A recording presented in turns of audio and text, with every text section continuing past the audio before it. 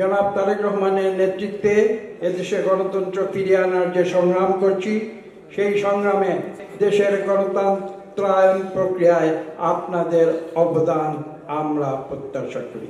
এবং বিএনপি যদি জনগণের ভোট পায়, ইনশাআল্লাহ বিএনপি সেই সরকার গঠন করবে। স্বৈরাচারী আওয়ামী লীগ সরকার, তার যে নেত্রী ছিলেন তিনি কাপুরুষের মতো দেশ ছেড়ে পালিয়েছেন, এটা সত্য। এদেশে একটি সুষ্ঠু নিরপেক্ষ নির্বাচন দিতে হবে। আপনারা তৃতীয় জাতীয় কাউন্সিলের জন্য আজকে এখানে সমবেত হয়েছেন। আপনারা যে উদ্দেশ্যে এসেছেন, আমি এক কথায় বলবো, এই প্রক্রিয়াটি হচ্ছে একটি গুরুত্বপূর্ণ প্রক্রিয়া, যার নাম হচ্ছে আপনাদের সংগঠনে গণতন্ত্র প্রতিষ্ঠা করা। সে কারণে আমি আপনাদের আন্তরিক ধন্যবাদ জানাই এবং আমি বিশ্বাস করি আপনাদের এই প্রতিষ্ঠান গণতান্ত্রিক প্রক্রিয়ায় সামনের দিকে এগিয়ে যাবে। এবং আমরা বাংলাদেশে জনাব তারেক রহমানের নেতৃত্বে এদেশে গণতন্ত্র ফিরিয়ে আনার যে সংগ্রাম করছি, সেই সংগ্রামে আপনারা বিগত 15 বছর ধরে গুরুত্বপূর্ণ অবদান রেখেছেন। আগামীতে ঠিক একইভাবে দেশের গণতন্ত্রায়ন প্রক্রিয়ায় আপনাদের অবদান আমরা প্রত্যাশা করি। আমার মনে আছে,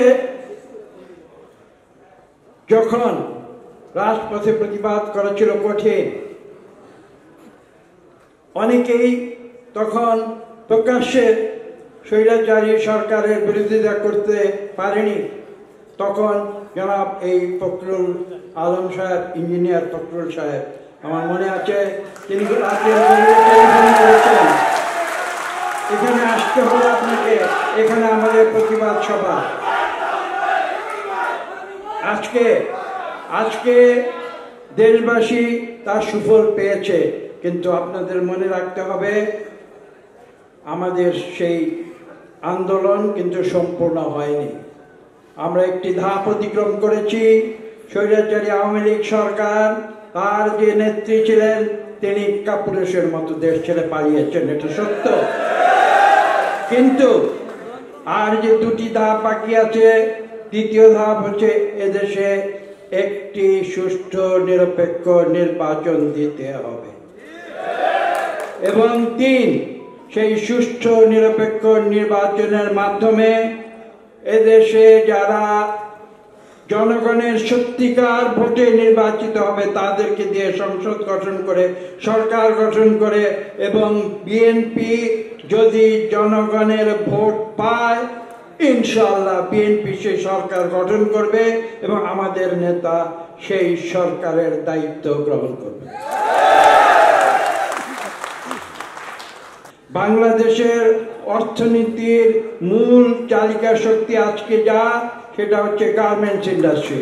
দেশের অর্থনৈতিক উন্নয়নে আপনাদের যে অবদান, সে অবদান কথা মনে রেখে আগামীতে একই সঙ্গে একদিকে অর্থনীতির উন্নয়ন, অন্যদিকে এদেশের গণতন্ত্রায়ন, উভয় ক্ষেত্রে অতীতে আপনারা যেভাবে সংগ্রাম করেছেন, ভবিষ্যতেও ঠিক একইভাবে প্রয়োজনে রাজপথে থেকে আপনারা বাংলাদেশকে বিশ্বের বুকে একটি সম্মানিত জাতি হিসাবে পুনঃপ্রতিষ্ঠা করবেন, যেমন একদিন করেছিলেন শহীদ প্রেসিডেন্ট জিয়া রহমান।